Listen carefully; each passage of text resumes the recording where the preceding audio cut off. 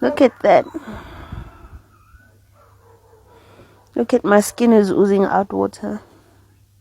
Time to look at that. Guys, I just don't know what to do anymore. I'm gonna wipe it off.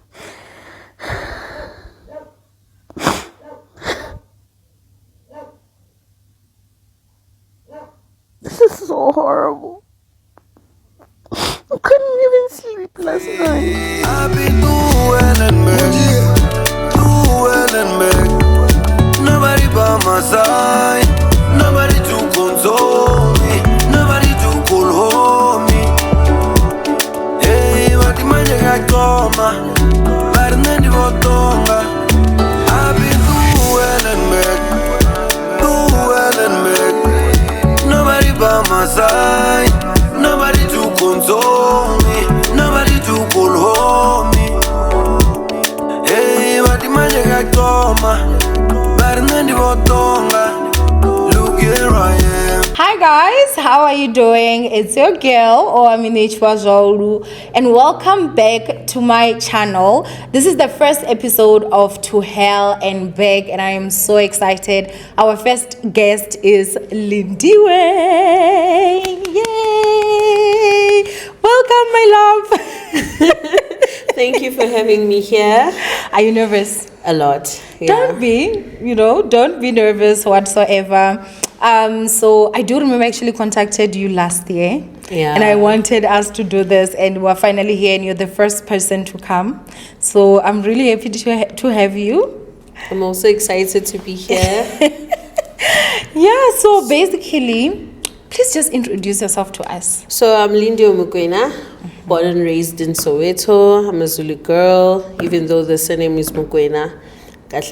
My father is Gumede. Okay. Yeah, I love to upload on TikTok. I'm always active there. I have a bit of YouTube. I'm known as Lee Sparkles in those social media platforms.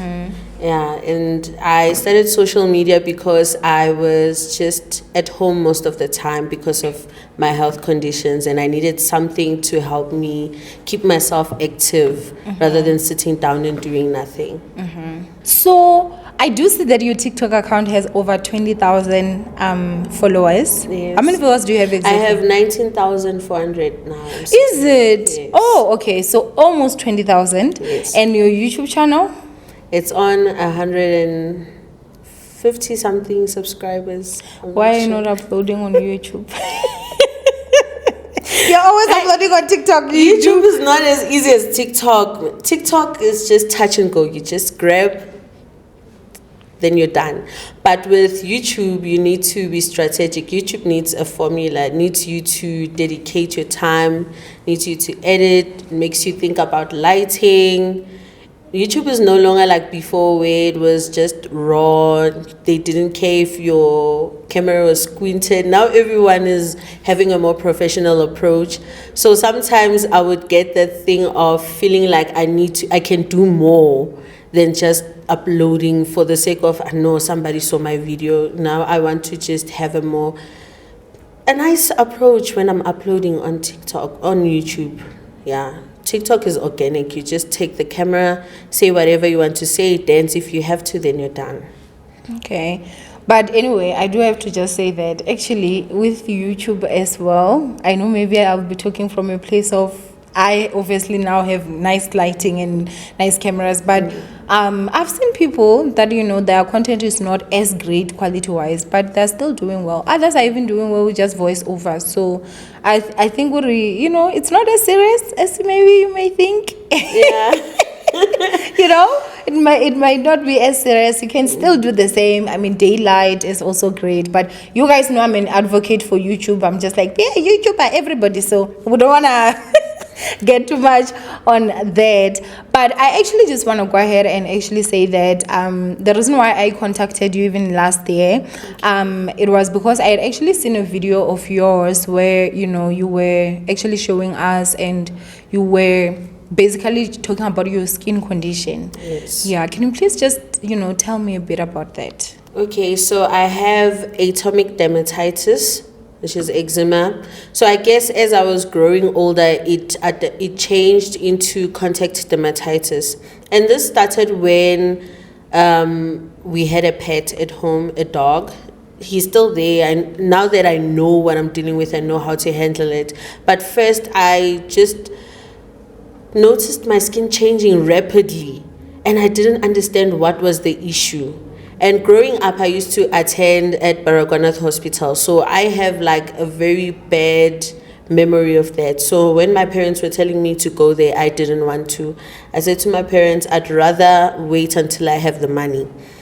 So finances being an issue at my age, I say to myself, no, let me just use TikTok, because I can see that TikTok has an outreach. I'm sure somebody is going to listen. If I post a video, other than sitting home complaining about not having the proper diet, the proper medication, because I know once I get into the public hospitals, they're going to give me topical steroids. And after going through topical steroids withdrawal, that was not an option for me. I was like, no, it's either hell or nothing. So I went on to TikTok, exposed myself, and lucky for me, there were people who listened and I got the help that I needed, met a very good dermatologist in the process, made a lot of good friends that I still have right now. And yeah, TikTok really helped me a lot. It did. Is it? Yeah. Okay, so at what age did you start having this skin condition? And maybe just to clarify, if you're comfortable, they say never ask a lady's age, but maybe just to say, this is your age now and when you started dealing with this, because you're saying that the dog was there. How many years has it been living? No, so the age that I had eczema, I was born with it actually. Okay. So I grew up, it's like practically growing up going to a hospital every month because of how severe it is. And then when I turned 16, I told my parents I don't want to go there, and then they had to make other means for me to get help. So the dog came before COVID-19, I would say 2020, early 2020, before COVID was hectic. And then the dog was always there, and that's when I got sick. And I think also just the mental space I was at that time also contributed, because that was my big breakthrough. So COVID kind of shut everything for me, so I had to start afresh.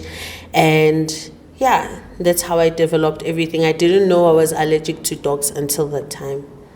Okay, so up until 2020, you didn't know that you were allergic to dogs. Yes. So 2020, would you say that your skin condition actually worsened than from how it was as you were growing up? Yes, it worsened. Look at that. Look at my skin is oozing out water. Time to look at that. Guys, I just don't know what to do anymore. I'm gonna wipe it off.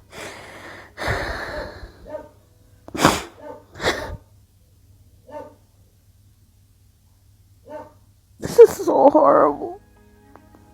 I couldn't even sleep last night.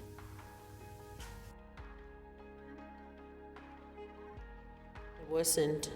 Because as much as it was severe growing up, it wasn't as bad as it was recently. So yeah, it really went bad. Yeah. Okay, so you spoke about the reaction of when you had to stop using topical steroids. What would you say were some of the symptoms that you experienced with the withdrawal? With the withdrawal, you experience a lot of discomfort.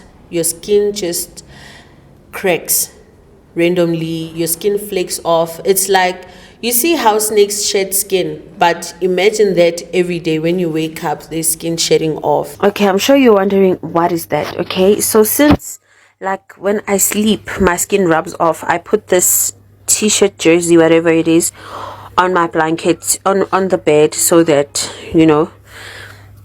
and this right here is my skin that has been shedding. I don't know if you can see the marks. Let me try and open the flashlight.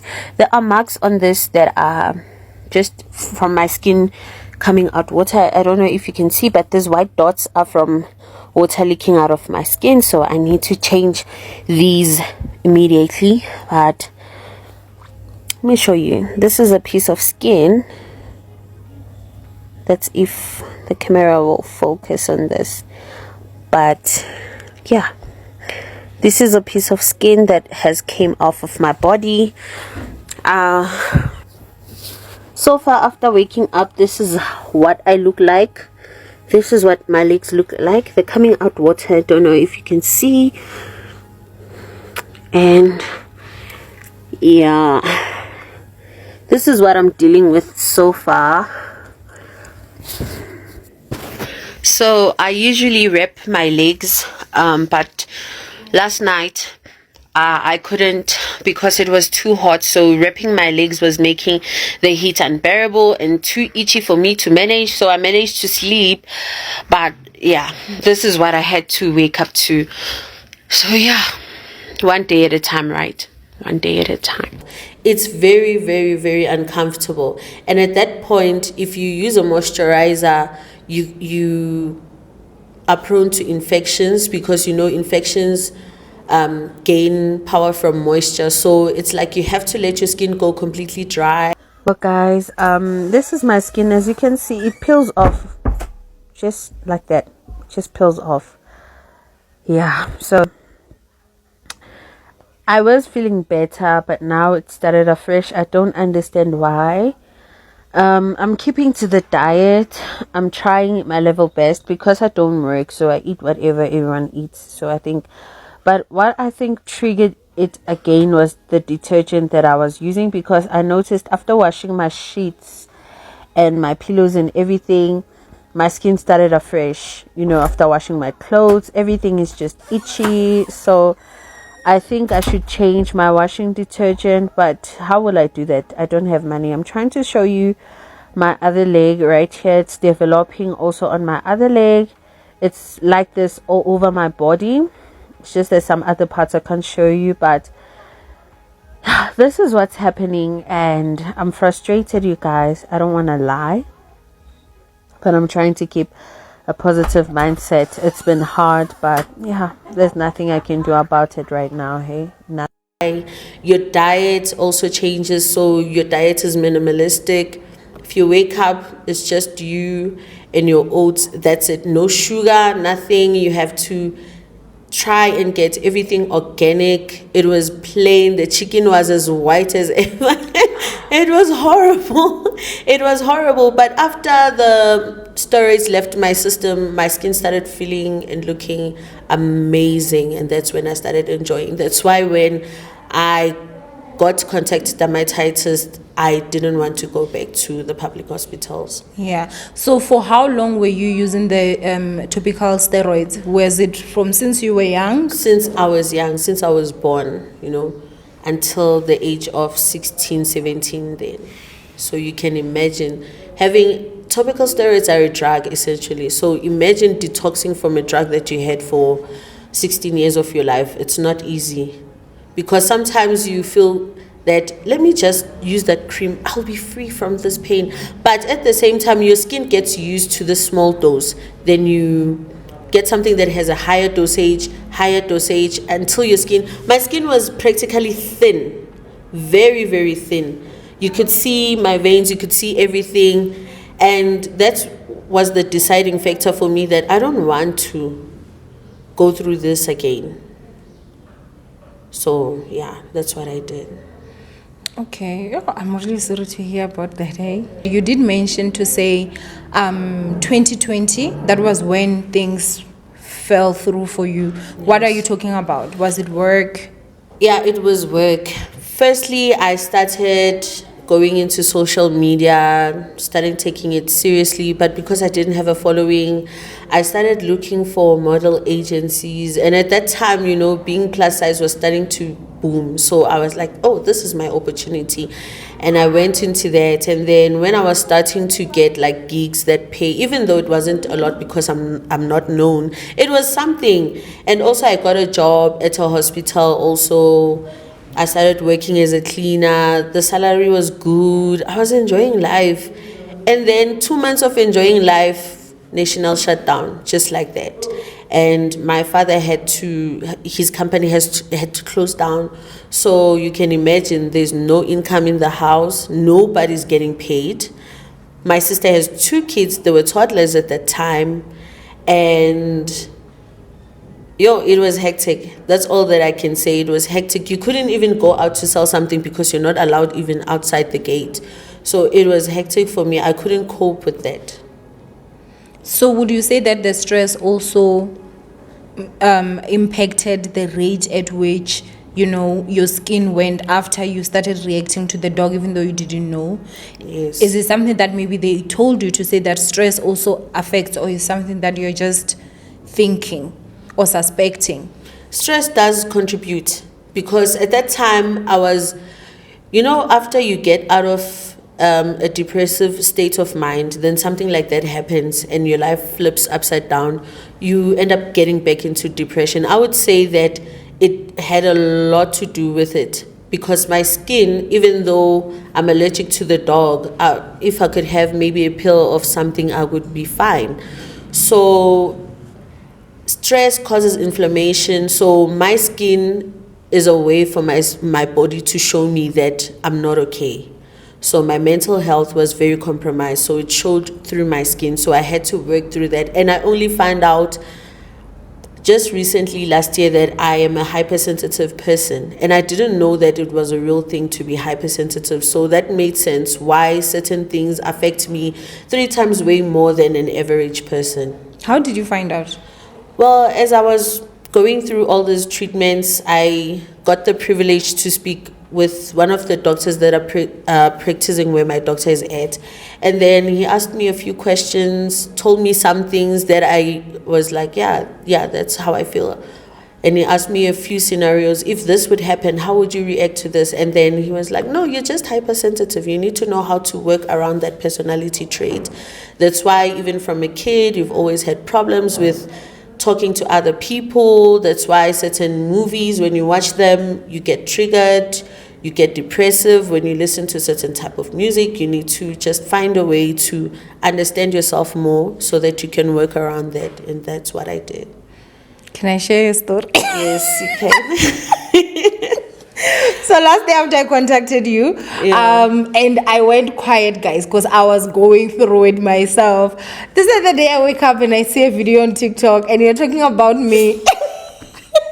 She's like, because, she said she's gonna this and she doesn't do it. And I think I remember I commented and I was like, it's nothing personal. I'm just going through a lot right now, but I will. But at least I honored, you can see you're the first person that actually came. So that one of you being an what is it? Hypersensitive person? I agree. The doctor actually got it right. That time I was like, because the time you inboxed me on TikTok, I was crying. My sister was like, why are you crying? I was like, Owamie just inboxed me. And I was crying. I was so excited. And I was like to her, maybe, now that I'm doubting social media, maybe this is a sign. Just continue. So I'm waiting there. And I'm like, Owamie Mara is hurting my feelings. Let me just. And then after that, I regretted it. I was like, you shouldn't have, Mara. Now you have too much trouble. No, I mean, at the end of the day, I feel like I also do understand.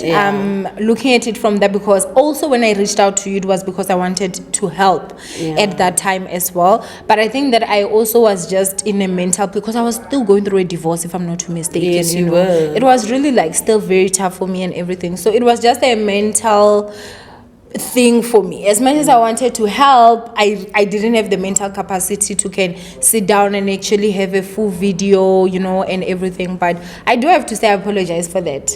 I also apologize for the video. It was dramatic.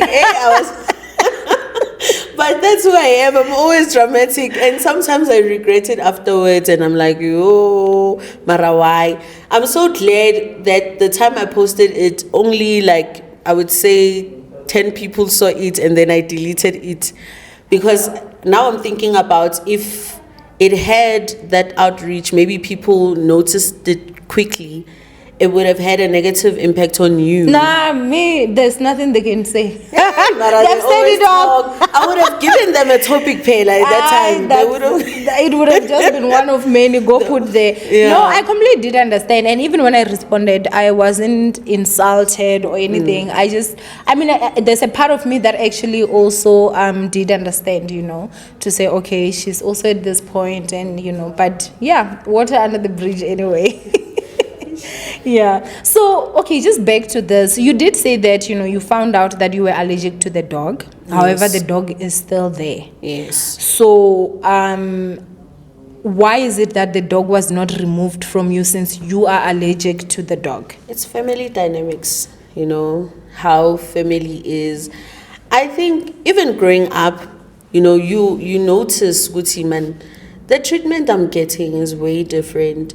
So that's why I even ended up on social media posting my skin, because I noticed that if I'm gonna wait for my family and just wait for them, I'll wait until I die. So that for me was like, hey, it's do or die. At the end of the day, God will help you if you help yourself. How is he gonna help me when I'm sitting at home? Nobody knows about me, so let me put myself out there for everyone to know, so that at least I'll get the help that I want and the help that I needed at that time. So the dog, I spoke, it fell on deaf ears, and I was like, you know what, I need to find a way to work around this, because at the end of the day, I don't work, I don't have an income. So this is where I am, and I need to find a way to make it work until I can get means to move out and just do things my way. How many siblings do you have? I have 5. You have 5 siblings. So you're 5, or are you 6? I have 4 siblings. Okay, you have 5. 4 siblings. I'm the middle child. Okay. Yeah. Do you think that if it was one of the children from the 5 of you guys that was reacting to the dog would have been removed? Or do you think that is just how the family is towards everybody? I think the dog would have been removed. And I say that with so much confidence. So, who did you tell? Basically, to say, I'm reacting to the dog, can we please remove? Everyone.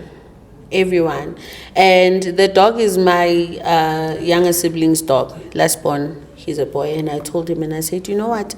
Because you're the owner of the dog, maybe the parents are afraid, Uguti, it's going to look like they're favoring. How about you just remove your dog? We're not going to throw it in the street. Your friend said he will take in the dog. You'll go and see your dog at your friend's house. It's okay.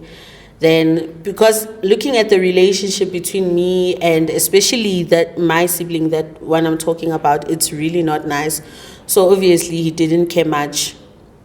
And this is a thing that I wouldn't blame him for. When you're young, you don't know exactly what's happening. So when you see your parents behaving a certain way, you pick up from that and you react on that. So that's why I say I was not really mad at him at that time. I understood that, when he looks at how they treat me, it's easier for him to treat me that way, yeah. How would you say your parents treat you? Dismissive. They're very dismissive. I'm one of those kids that I break boundaries. I've been still all my life. So let me just say I was a remote control type of child. Don't do this, go to church, don't hang out with your friends, stay at home. I used to be that type of child. And then at some point I realized that, Mara, I'm still doing all these things. Like I was a people pleaser a lot. I was pleasing my parents. I was living for my parents. There was a time I asked myself, am I living for myself though? And I realized no. So another thing is, when you're a child that is publicly in everyone's eye, everyone used to say, no, your child sings good, your child can dance, your child can, as much as I don't want to bring it there, but that whole idea of sometimes black mothers find a bit of competition with their daughters. My relationship with my father is much more stronger than with my mother. So sometimes I felt like it was either competition or she felt like I don't love her as much. And for me, it was weird because my first job, my first salary, I spent it on her. But if I buy my father a tie, it's already a problem. So those are the family dynamics I'm working with. Yeah. Is that how your mother treats all 5 of you guys? No. Is it only just you specifically? I would say it's me specifically. Do you, like, maybe looking at some situations, do you think that the fact that you are a hypersensitive child, that plays a role at maybe you seeing things and maybe experiencing emotions maybe 3 times more than others, and maybe that's how she is towards everyone, and it's just a matter of maybe you don't see it that way? No, you know, when you look at the sacrifices that parents made, I grew up, when I was growing up, my brother was going through a very tough time. He was playing sports, right? He was playing soccer. Him and my cousin were hitting more of the international level of soccer. Then he got hurt while playing sports, and then he got a disability. He's now on the wheelchair. So I looked at the sacrifices made for him, ne? I looked at the sacrifices made for my sister that follows me, my younger sibling. But when it came to me, because as I said, I was a remote control type of child, if they tell me, hi, we don't have this, I would just say, okay. And I would stay in my corner. So I guess my parents got used to the point where, like, I was like at the back, because it's easier to just push me on the side. No, I'll focus on these ones that make more noise about, hey, they want this, hey, they must have this done. And also, like, I really don't like talking about this, but it's my reality. Like, my mother would be okay, but once she sees her friends, she would have this thing, to embarrass me in a way. I grew up with eczema. I can't wash things. I remember there's a video I made on TikTok about that. I couldn't wash things with my hands, obviously. So there was a time she took out one thing about me, I'm a neat child. So whenever I take out something dirty, I would put it back into my cupboard so that it's not all over the house. So there was this time she called my friends and she took out all those dirty clothes in front of my friends. That was so embarrassing. And at that moment, I couldn't comprehend it. I was embarrassed. And then when I grow old, I'm like, but then I couldn't do it. I was a child. My skin was hurting. I couldn't do certain things around the house. So as a parent who watched me have this since she was taking care of me as a baby, you would expect that she would understand. But no, she didn't. How old were you when that happened? I was around maybe 12 years. But I still remember it vividly. I still remember what I was wearing that day. Everything. Did that impact your friendship with your friends? It did. Obviously, my confidence went low. The words you would get when you're playing, ngoli ngoli, those kind of stories. So you end up not being yourself. But you become more reserved. And that's how I would say I gained the personality of being reserved. I started being more reserved because looking at myself, primary school, on my early ages, preschool, I was always that active child. Dancing classes, you'd find me there. Sports, you'd find me there. But at some point in my life, I started being reserved. I started not showing who I am and what I'm capable of. Yeah. Okay, so now that you're an adult, have you ever, sat down with your parents and expressed, like, your mom, what she did that day and how it impacted you? I have. I've tried so many times, and, my parents sometimes call it as holding a grudge. Like, you're holding a grudge, you're not letting go of the past, not taking accountability. And I got to, at some point I told myself the apology that I'm looking for, I'll find it within me. Because if I don't, it will build resentment. Because there was a point in my life where I was resenting my mother. I don't want to lie. Even her sight would infuriate me. So now everything is fine, we get along. I just take whatever I can take from the relationship, and what I cannot get, it's fine. Okay, that's quite tough, I think that, but that's mostly our black parents, they're very toxic, most of them. So I'm really sorry for that, Maybe just before I can continue, I just want to find out, what would you say is the reason why you and your brother don't get along so much to a point where he can know that his dog is actually hurting you, but then he chooses his dog over you and you being comfortable? Obviously, he's the last born. He sees everything. How my parents treat me, how my other siblings treat me. So to him, it's like normal behavior. You know, when a child sees that, oh, in this house we swear, the child is gonna swear. So with him, that's how it is. And also everything wrong that he does, he gets shadowed. You know, my mother's always there to defend him. No, that's not what happened. That's not what happened. I remember there was an incident where we had an argument with my little brother to the point where it got physical.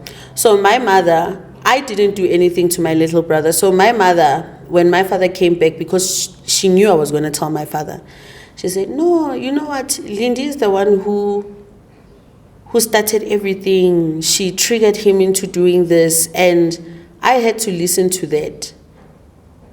And I just kept quiet. Usually I'm in the room. Most of the time in the house, I spent all my time in the room. I hardly use common areas like the dining room. Yes, sometimes I sit with my family, we laugh, we chat, we watch a movie or something, but most of the time I prefer the room. Maybe I would say the time I would spend with them would be an hour max. To avoid certain things, certain words being said, I just stay in the room for peace sake and also for my mental health. So with all your siblings, you don't get along with all of them? My older sister, our relationship only started like last year to develop. Okay. That's when we started talking a lot, started having conversations. Now I can tell her if maybe, let's say I go out on a date, I can start telling her now. All my life, my family doesn't know me. I would say my family doesn't know me. They don't know the life I've lived, the relationships I've been through. I kind of took it that whatever I face, I'm on my own. So I must be able to face everything on my own. So that's everything that I've been through. Okay, but are your siblings close with each other? No, there's a huge age gap also between all of us. So no, we're not that close because what I relate to, but we can chill together, play games together. Yeah. Okay. So you did say that in 2020, that was when, your skin did get to be very bad. And at that time, your dad had lost his job, or basically was not working due to COVID. You also mentioned that, for your skin to get better, you had to be on a certain diet restrictions and everything. Was that also the same during the same COVID time when your skin was very bad? Did you have to also eat certain stuff and Yes, that was what was supposed to happen. My father only stopped working for 2 months. Okay. In that 2 months, because I'm a very out there person, a lot of people relate to me better. So I was able to get people to donate food, like groceries that would last us 4 months. I was able to pull that off. I don't know how. And then things got fine. My father got back to work and life started looking better for us.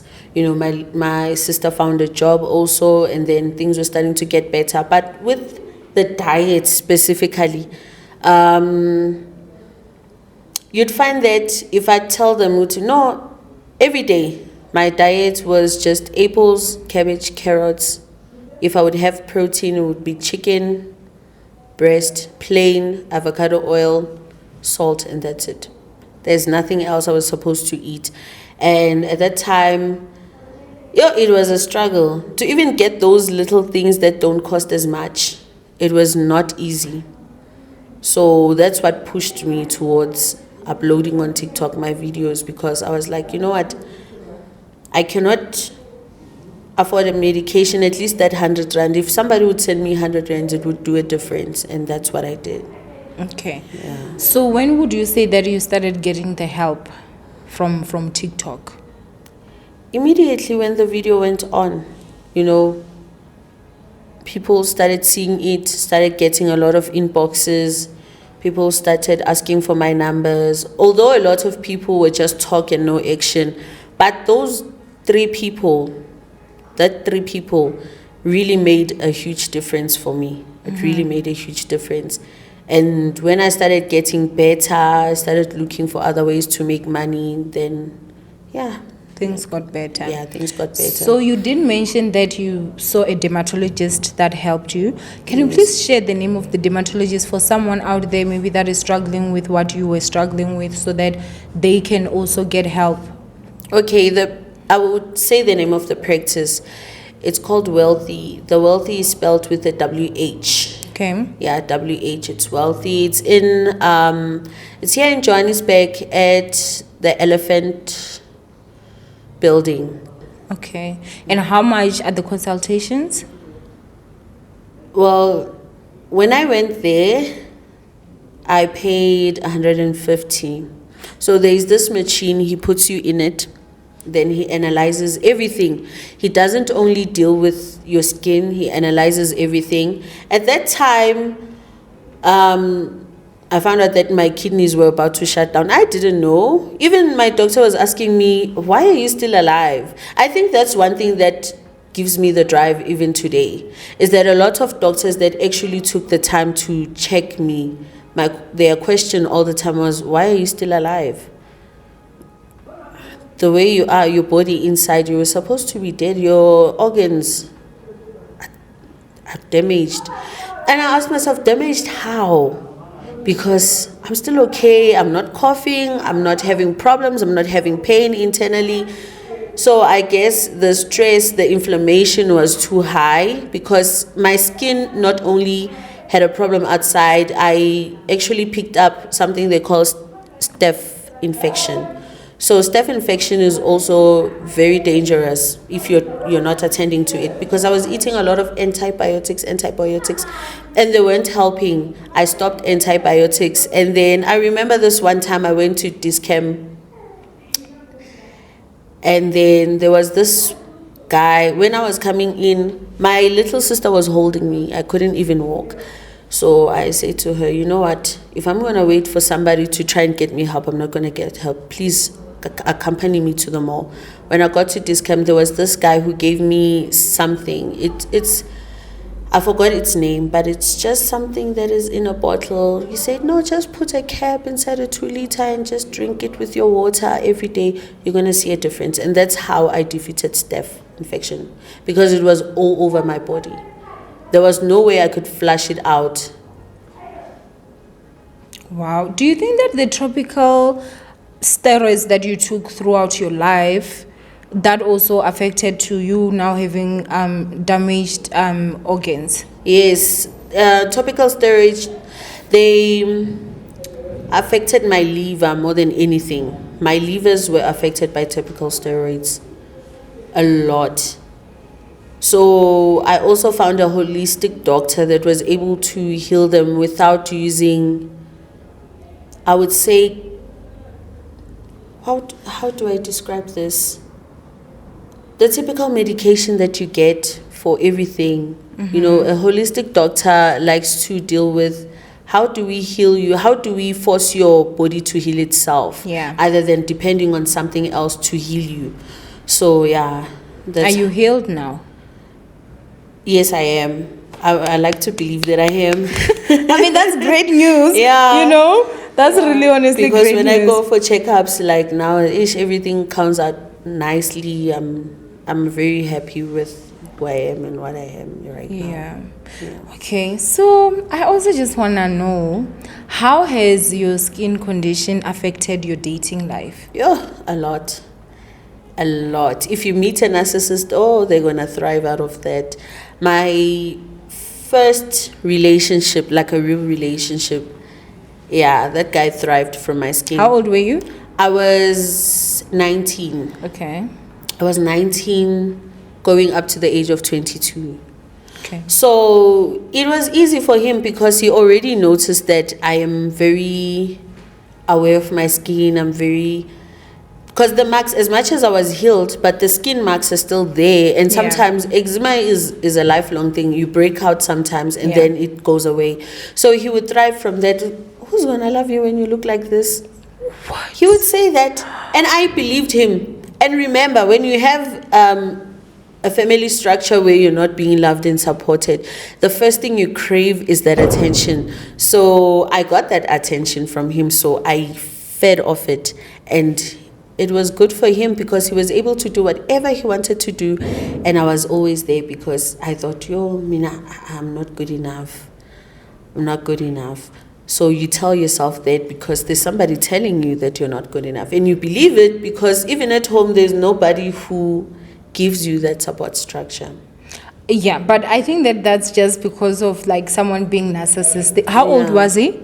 Like, how many years older was he from you? No, he's just 3 years older than 3 me. years older.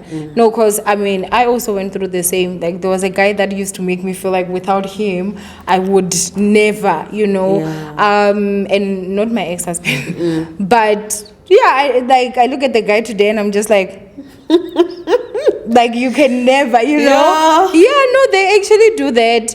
But oh man, and again, you were still young, Yeah, so I really can't judge you. Easily manipulated. I wanted to start judging you. You get easily manipulated in those ages.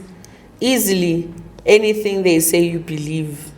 So whenever, let's say, like, the eczema would flare up, how would he treat you during that period? No, it was nice. You get attention. Oh, don't worry. When you say, don't worry, you're beautiful just the way you are.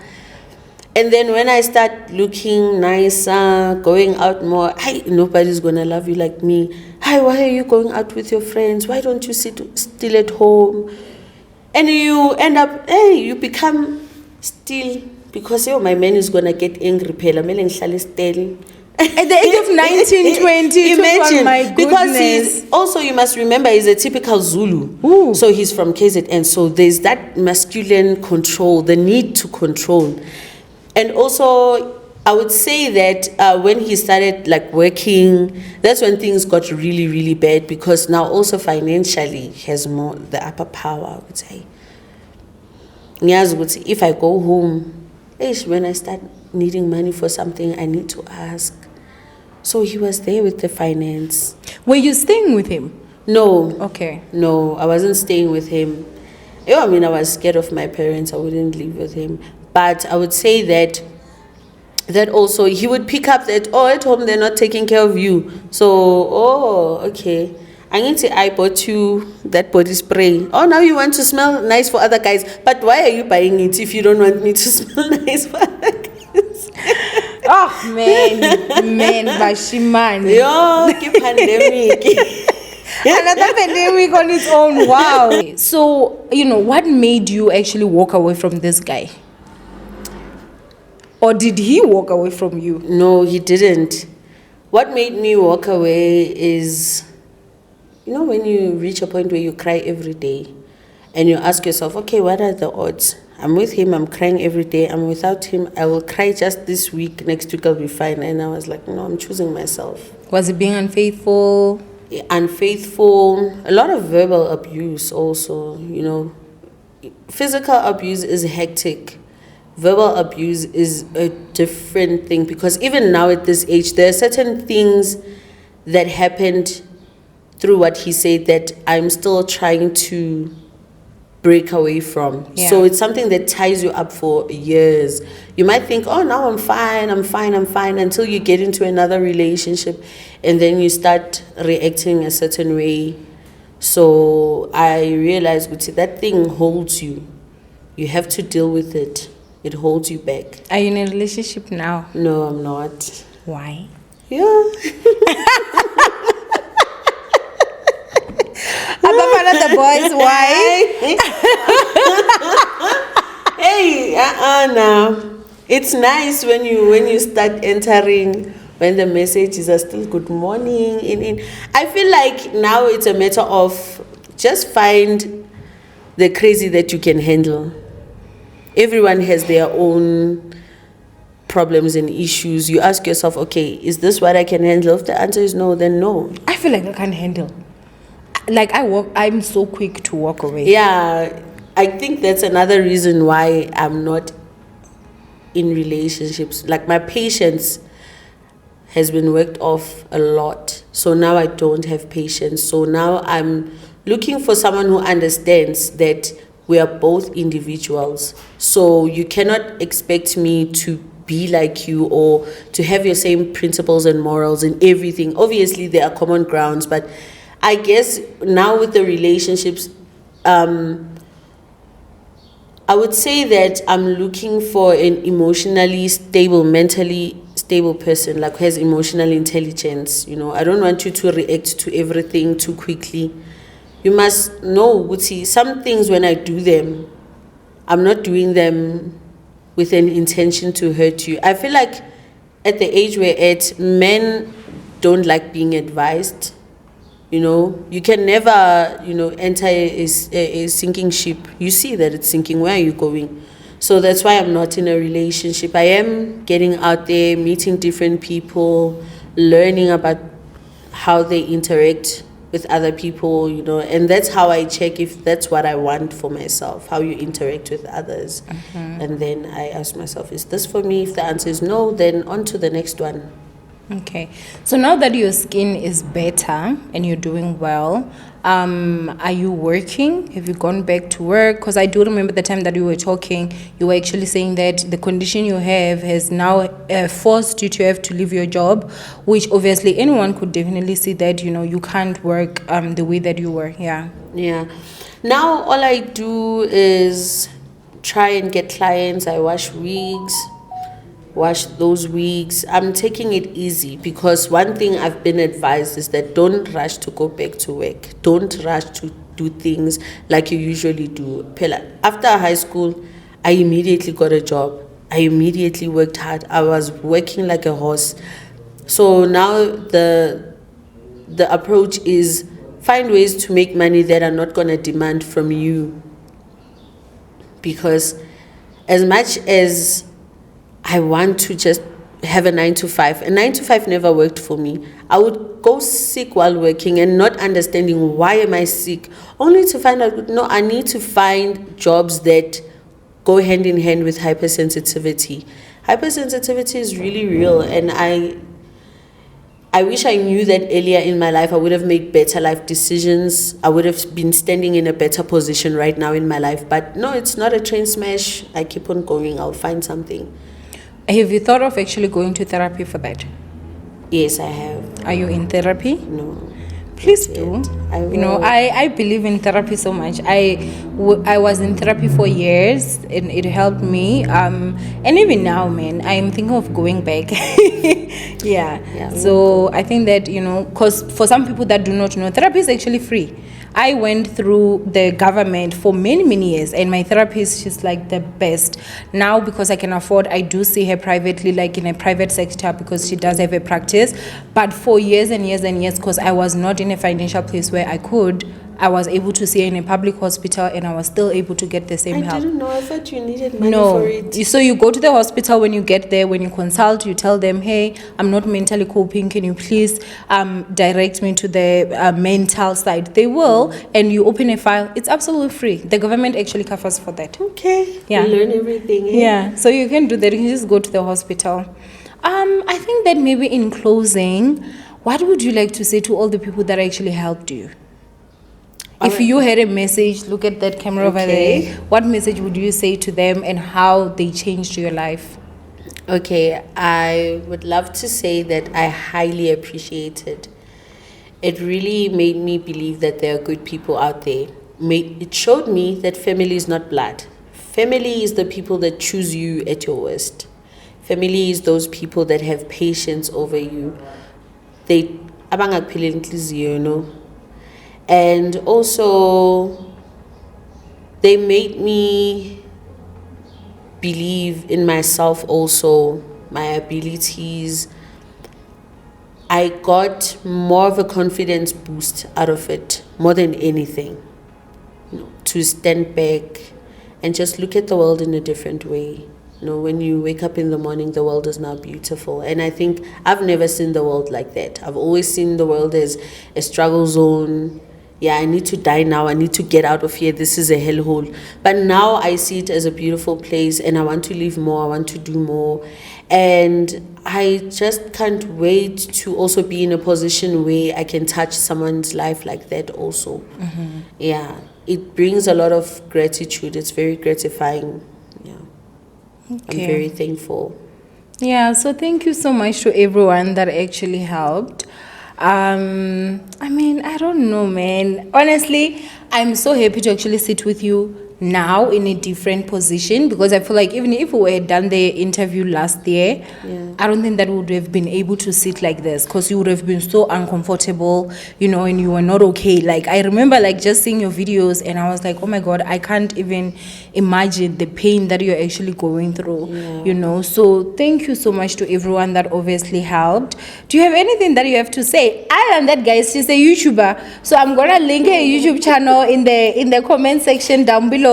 You better upload. She's a typical South African YouTuber. This one video in 8 months, you know, because I think that also, like, as I said, I am an advocate for YouTube. I do honestly, truly do believe that, you know, if I'm who I am because of YouTube, you know, so I do believe that that can also be for other people, and especially you in the situation where you're at, where, you know, physically, if you put a lot of strain in your body reacts. YouTube is a lot of work, but at least it doesn't demand physical strength, you know. But yeah, man, oh my gosh, thank you so much for joining us here and being the first person to actually open to hell and back, you know. So yeah, thank you so much, and I'm really glad to see you doing well. And yeah, man, guys, I am going to actually have numbers here on the screen if you would like to just, you know, donate or help her as well.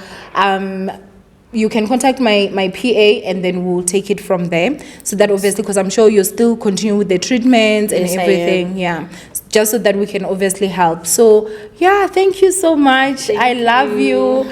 And ninjas, I am going to see you guys on the next episode of To Hell and Back, which is gonna be this Thursday. So yeah, you can go ahead and sign out. Bye, guys. Bye. She said she can't live without you. I can see she's in denial. Nigga, someone to send denial.